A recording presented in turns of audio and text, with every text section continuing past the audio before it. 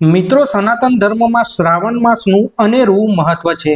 શ્રાવણના મહિનાને ખૂબ જ પવિત્ર માનવામાં આવે છે અને આપણા શાસ્ત્રોમાં પણ શ્રાવણ માસના મહત્વ વિશે જણાવવામાં આવ્યું છે।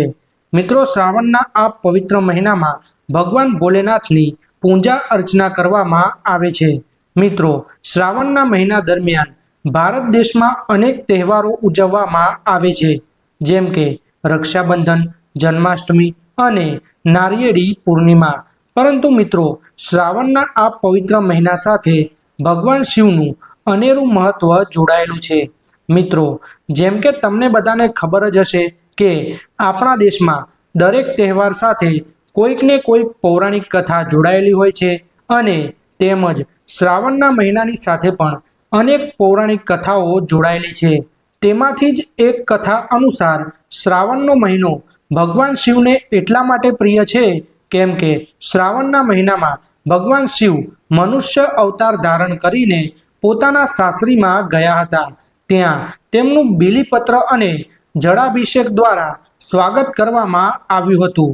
કહેવાય છે કે દર વર્ષે શ્રાવણના પવિત્ર મહિનામાં ભગવાન શિવ ધરતી પર અવતરણ કરે છે અને આ મહિના દરમિયાન શિવ ભક્તો ભગવાન શિવના આશીર્વાદ પ્રાપ્ત કરવા માટે તેમની પૂજા અર્ચના કરે છે અને ઉપવાસ પણ કરે છે।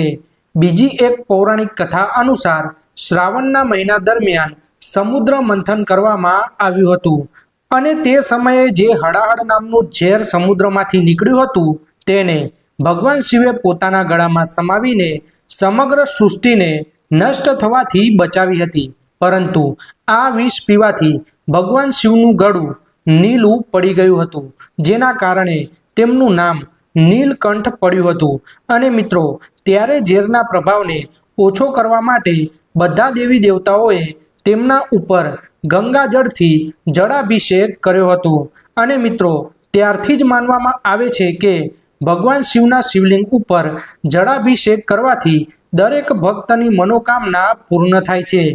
મિત્રો, શિવ પુરાણમાં ઉલ્લેખ છે કે ભગવાન શિવ પોતે જ જળ છે અને એટલા માટે જ તેમના ઉપર જળાભિષેક કરવો ઉત્તમ માનવામાં આવે છે। શાસ્ત્રોની વાત કરવામાં આવે તો શ્રાવણ મહિનામાં ભગવાન વિષ્ણુ યોગ નિંદ્રામાં જતા રહે છે અને તે વખતે સૃષ્ટિના સંચાલનની જવાબદારી ભગવાન શિવ ઉપર હોય છે અને એટલા માટે જ શ્રાવણના પ્રધાન દેવ ભગવાન શિવને માનવામાં આવે છે। અને મિત્રો, અત્યારે શ્રાવણનો પવિત્ર મહિનો ચાલી રહ્યો છે।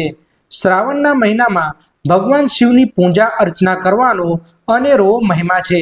ઘણા લોકો પૂરા શ્રાવણ મહિના દરમિયાન ઉપવાસ કરે છે અને ઘણા લોકો શ્રાવણના સોમવારે ઉપવાસ કરે છે। કહેવામાં આવે છે કે શ્રાવણના મહિનાનો સોમવાર ખૂબ જ પવિત્ર દિવસ ગણવામાં આવે છે। જે લોકો પૂરી આસ્થા અને શ્રદ્ધાથી શ્રાવણના મહિનાનો સોમવાર કરે છે તે લોકો પર ભગવાન શિવની કૃપા દ્રષ્ટિ બની રહે છે। ભગવાન શિવ તેમની દરેક મનોકામનાઓ પૂર્ણ કરે છે। કુંવારી છોકરીઓ જો શ્રાવણના મહિનામાં ભક્તિભાવથી ભગવાન શિવની પૂજા અર્ચના કરે છે તો તેમને મનોઈચ્છિત વરની પ્રાપ્તિ થાય છે। તો મિત્રો, હાલ શ્રાવણનો પવિત્ર મહિનો ચાલી રહ્યો છે। શક્ય હોય એટલી ભગવાન શિવની પૂજા અર્ચના કરો, તમને પણ ભગવાન શિવના આશીર્વાદ જરૂરથી પ્રાપ્ત થશે। મિત્રો, વિડીયો પસંદ આવ્યો હોય તો લાઈક, શેર અને અમારી ચેનલને સબસ્ક્રાઈબ અચૂક કરજો। ધન્યવાદ।